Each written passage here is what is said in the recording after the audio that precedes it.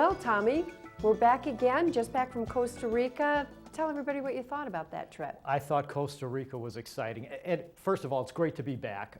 It was great to be traveling again, and we had a very successful trip to Costa Rica. And we have an exciting show today. We have Faith coming on from Royal Caribbean to keep us updated on cruise news, and Jim Potchen, one of the area's leading travelers, who's also going to talk about cruising and family travel and some of the exciting things in store. Jim is great. Jim is great. I just want to say he has the ultimate travel attitude. I mean, he's something to aspire to when it comes to travel. You've always said that. Yeah. Anyway, that's going to be a great interview. Yeah, so everybody stay tuned to make sure that you see that. But in terms in Costa Rica, just coming off of that destination, it's something that I think we really need to tell people you have to go. Costa Rica, you can go with your family. It's the most exotic destination I've been to, and yet the most comfortable to travel in. Absolutely, and safety is a big issue these days, needless to say, in the world. And people are shying away from Mexico a little more for obvious reasons. I'd still go to Mexico in a heartbeat. I have no problem with that. But Costa Rica is a great option to those people who want to experience Central America and eco-travel in particular. So we're just going to tell you quickly, if you fly up to Guanacaste, if it is a family vacation, you also want to do a little beach. That's pretty exciting. There's a Rio property up there, the Rio Guanacaste, that all the 100 people that were with us love that property, and you can do a lot of exciting side trips from there. They have green nesting turtles on the beach. The Coco is a cute, quirky little town very close by. You can get to Arenal in 2 or 3 hours. So it's a good place to base yourself if your idea is, I want to do beach and relax, but I also want to do some exciting sightseeing. Yeah, Costa Rica is so much more than just eco-travel, as we found out. There are great restaurants. The people are fabulous.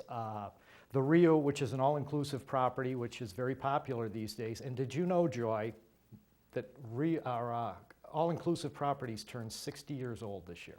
That doesn't seem possible. Doesn't it? I know. I don't remember there being, unless I'm thinking Sandals or Breezes or something. It started back with Club Med. Oh, yeah, you're right. Pop off the beats and stay in Spartan rooms. So anyway, 60 years for that. Yeah. The Rio is a wonderful all-inclusive. It's very upscale, clean, and it's in a beautiful location in Costa Rica. Capuchin monkeys, crocodiles, sloths, birds, monkeys. Yeah. So if you're not into maybe going to Africa, but you really want to have that experience with your family, go. And don't leave your bathing suit on the balcony. The monkeys will come and steal them. I think these monkeys have a little pile of iPods and cameras and swim trunks in the jungle that they've confiscated. They're probably throwing them back. Yeah, I probably are. So I did a family of 4. What it would cost you to go to Costa Rica at an all-inclusive resort, including airfare. It would be $5,061. Comparing that to what it would cost you to stay at an average hotel on a lake at $200 and feeding your family, I figure that this can almost be less expensive than doing some sort of a lake kind of a vacation. And it's an experience of a lifetime. Yeah. So we're going to go to Faith and Jim Potchen, and we'll be back right after this.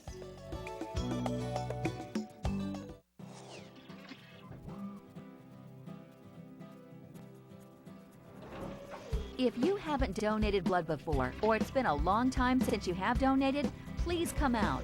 97% of us will either need blood or know someone who needs blood in our lifetimes. That's almost all of us. Plus, blood is used for premature infants, patients battling cancer, people with sickle cell anemia, as well as many others. Did you know that less than 5% of the eligible population, meaning those that would be good candidates to donate blood, actually do? That's about 95% of people who could donate that aren't doing it. You never know when you or someone you love will need blood. Blood is perishable and only has a shelf life of 42 days. You can donate every 56 days, 6 times a year. Please come out and donate and give the gift of life.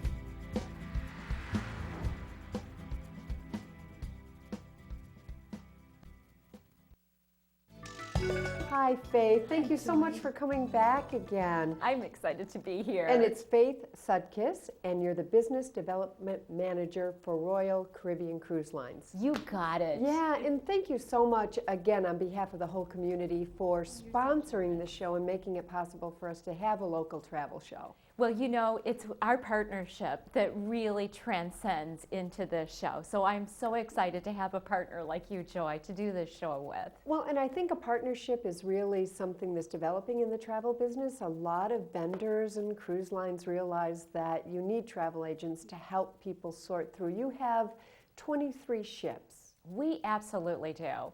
And they range in size of 500 passengers to 5,500 passengers. Exactly. So what would be the best for you? Navigating that choice, a travel professional is absolutely your best resource.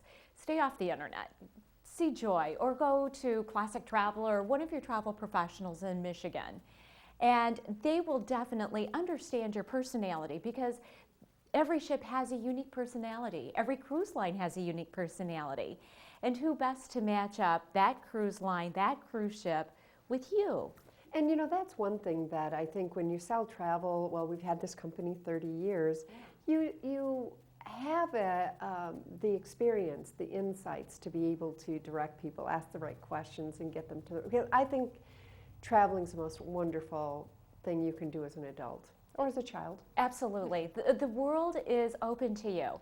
And you know, when you're planning your vacation, this is an opportunity when you're taking life savings in some cases. This is the big crescendo with the bank account. You want to make sure you're making wise choices with that investment in your vacation, with your safety, and with the cruise line and the cruise ship so that you maximize every aspect of that vacation that's so precious. Well, as long as we're on that subject then, why don't you talk to us about first-time cruisers and... You know, it's so interesting, Joy, and I'm glad you brought that up because do you know 88% of the population hasn't taken a cruise? Now that surprises me with the size of some of these ships and the availability being so limited. I mean, you know, what have you got, 10,000, 11,000 people going out every single week and exactly. on 2 ships? And we have 300 million in the population, but those are repeat cruisers. 80%? Yes. Well, you got to get on those cruise ships. I think that there's just the myths out there that folks tend to focus in on. I'm going to be bored. It's for old people or honeymooners, and it's not for me. I'm going to get seasick. Exactly. I'm going to be forced to dress up or dine. All of those are myths. And the opportunity for them to see 4 or 5 different destinations, unpack once, have all of their meals, all of their entertainment, and accommodations. And folks, when we talk about entertainment, we're talking about Blockbuster that you would pay $200 a ticket for. The value of cruising is just an opportunity that they need to investigate, where they can take a cruise for about $100 a day per person, unpack once, see 4 ports of call. Have great meals. The best. Yeah. So, you know, it's just an opportunity that I want to see more of the community really investigate. And you can't really describe a cruise until you've been on one. It is a unique travel experience. It gives Being you out to sea, that the first time you're completely away from land is unique. and you have this self-contained world that you're on that has everything that you could imagine. You'll never be bored. And if you want to be quiet, there's absolutely the place and the environment for that to happen too, Joy. The spas, the adult areas. If you have children, the children end up making lifelong friends. I did an association cruise. I love your San Juan itinerary. Oh, it's so fun. It is. It's just I mean, when you go to St. Lucia and Barbados and all the pearls of the Caribbean, St. Martin. Yeah. And these young men, they were teenagers, made friends with gals from Puerto Rico that they're still friends with. That's one of the advantages of cruising because there's all the different walks of life coming together. And for first-time cruisers, they really need to come to Classic Travel. And your skilled professionals will guide them. Seek professional help. Absolutely, Right. yes. But it is really for $100, as we said, those of you who have children or even go out to dinner. Here, you can easily spend that in a day, and you've got accommodations, meals, entertainment, and transportation all rolled into one. And You a do. unique travel experience. It's really great. So thanks so much, Faith. And if you don't mind, I'd like to have you do your next show about some of your destinations. I would love Talk to. about That'll be seasonal fun. and cruising. Okay. Okay, great. Well, thanks so much. You're welcome.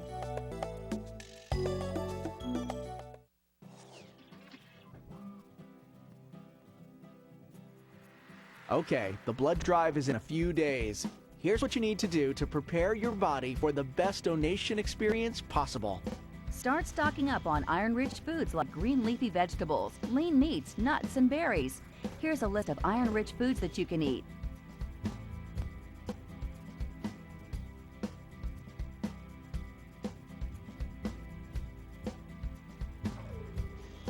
Also, avoid fatty foods a day or so before you plan to donate. Be sure to get a good night's sleep before donation day. Drink plenty of non-caffeinated beverages like juice or water before and after you donate. Be sure you eat breakfast, and don't forget about lunch if you plan to donate in the afternoon. Thanks for your help with the life-saving mission of the American Red Cross. You are a hero.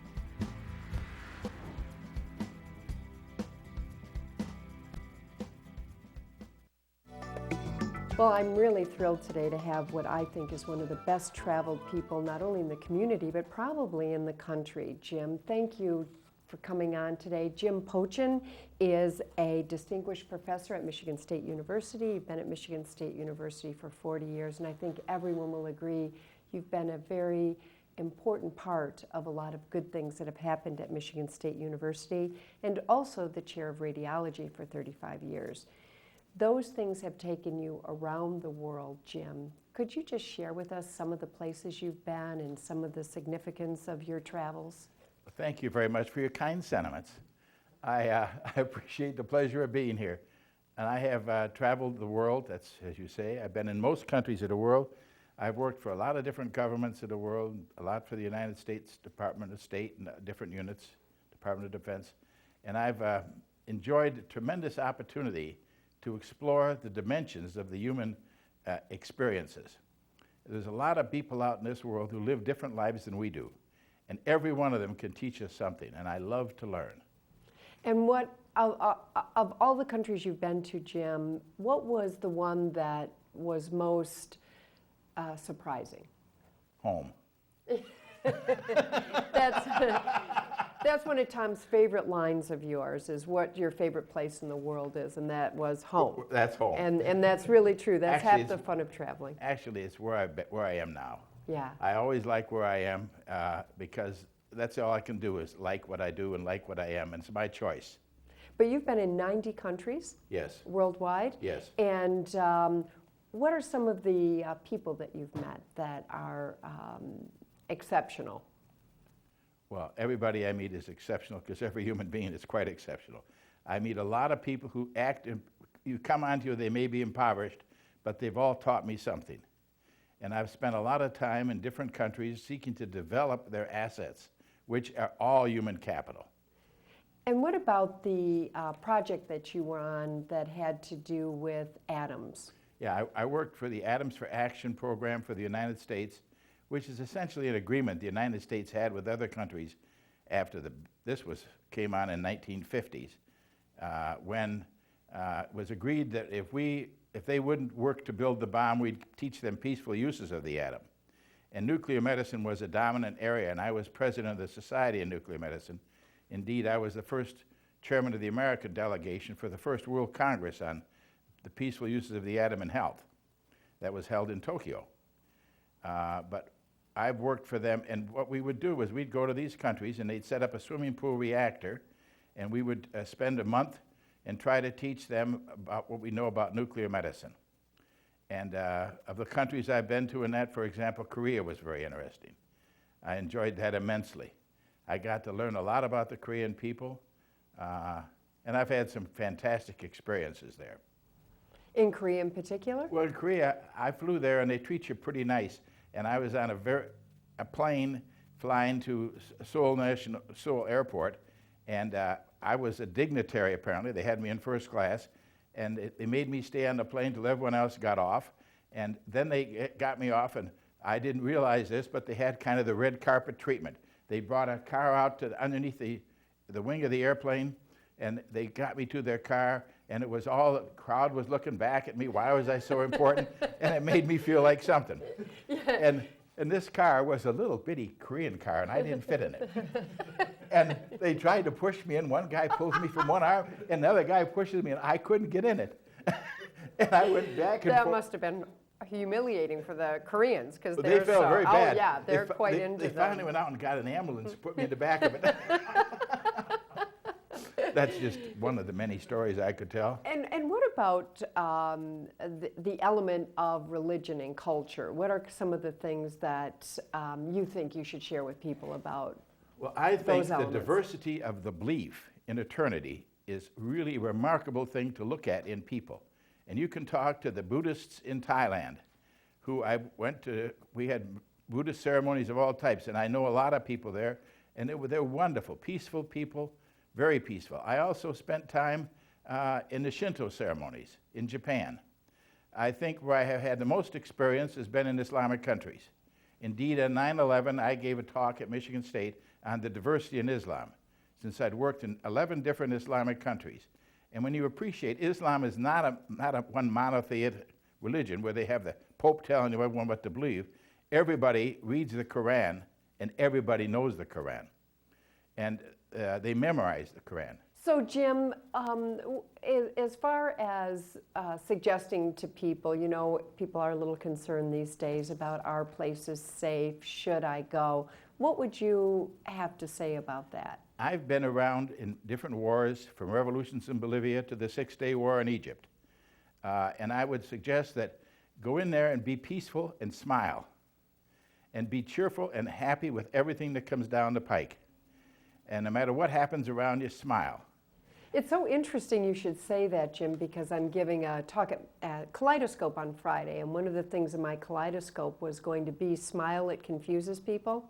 And that's really true, I think, with Americans. That's true. If you find yourself, if you smile in another culture, people are endeared to you instantly. Absolutely, that's very effective. A dour personality doesn't do well, and never complain and tell them that they don't have very good. In fact, when you get to know them, they're living better lives than we are frequently. Yeah. And I've understood the diversity of the human spirit is so incredibly teaching opportunity for us. We can learn so much from other people if we just pay attention to them. Jim, did you travel as a child, or did you get your travel lust as you got more involved with traveling professionally? I traveled much more professionally because I was invited by these countries, and I frequently flew under government auspices. And that was very nice because everyone would treat you well. Or industrial auspices. I flew for American countries, visiting all over China. I spoke in every place in China. That's an interesting place, isn't it? Every bit of it. I loved it. Yeah. All over India. Very industrious. I've given 9 talks in India in 2 weeks. And I hit Japan from top to bottom. In fact, I've lectured on the Bushido Code. What is Japanese culture to the Japanese? And? It's very interesting. There's some excellent books on it, and I really enjoyed it. My Japanese business card says he's a devotee of Musashi. Miyamoto Musashi was the greatest of the samurai warriors. And on the other thing it says that, an expert in Soseki Natsumi. And I found out about him because his picture's on the 1,000-yen note. No kidding. And I looked at the thing, I says, I don't know that guy, he must be very important. And so I asked him about it, and I looked, and it really is a nice, he wrote, he's the Japanese Mark Twain. He wrote, I Am a Cat, the world is seen from the view of the kitchen cat. He wrote Potchen, which is naughty boy. How interesting. And he lived in Matsuyama, on the island of Shikoku. And I spent quite a bit of time there, and I got to know the people well, and I visited every haunt of Musashi. I visited every place he battled that's described in his biography. How fascinating. But Jim, I'm wondering, would you consider coming back? I'd like to talk to you about some of the personal travel that you've done with your family. I'd be honored. Would you consider doing that? I'd be honored. Great. Well, we'll be back right after this. The Aveda Institute in East Lansing is a school for those interested in cosmetology or want to be an esthetician. which means for the rest of the public, you get treated like royalty as you go in for a haircut, pedicure, or more without paying those royally high prices. If a new do is what you need, you start off consulting with your stylist and find out exactly what new style you would love to try. After an instructor checks everything over, you're ready for a relaxing head and shoulder massage. And with assorted oils to choose from, you're sure to find a scent that you will love. Feel your worries wash away as they choose a specific shampoo and conditioner suited for your needs. As they begin to cut your hair, it always makes the time much more enjoyable if you talk with your stylist. And in no time at all, you will have a great new style. As well as being a great location that offers so many services, Aveda also cares about the earth. They are asking their clients to be a water warrior. Waterborne illness is the second highest cause of childhood death in the world. Since 2007, their global network of salons, spas, schools, and stores, with the help of their clients, has raised more than $12 million for clean water projects in communities close to home and around the world. To find out more and how you can help be a water warrior, visit aveda.com or epa.gov/watersense. We're going to talk about a couple myths that I think you might be thinking about when it comes time to cruising. And let's just do a myth buster right now. First myth we're going to tackle is, I'm going to be bored on a ship. Promise you're not going to be bored. There's so much on a Royal Caribbean ship, the most innovative ships at sea. You can ice skate. You can see the most amazing first-rate Broadway production of Chicago. You can zip line across the middle of the ship. You can putt-putt golf. There's just an enormous amount of opportunity for you to experience things that you wouldn't if you stayed home. If you don't feel like doing anything, that's totally up to you too, because I like the idea of sitting on my balcony and having a glass of champagne and reading a beautiful book. To me, that sounds like all the activity I want, but trust me, you can be as busy as you want to be on a Royal Caribbean ship. Myth number 2. I'm going to be seasick if I go on a ship. Well, folks, there's a difference between a boat and a ship. On a ship, we have stabilizers. They're like airplane wings that go underneath the water, and they keep that sailing experience as smooth as glass. So, the next time you have a question or maybe a myth about cruising, talk to your travel professional because they just might be able to bust that myth.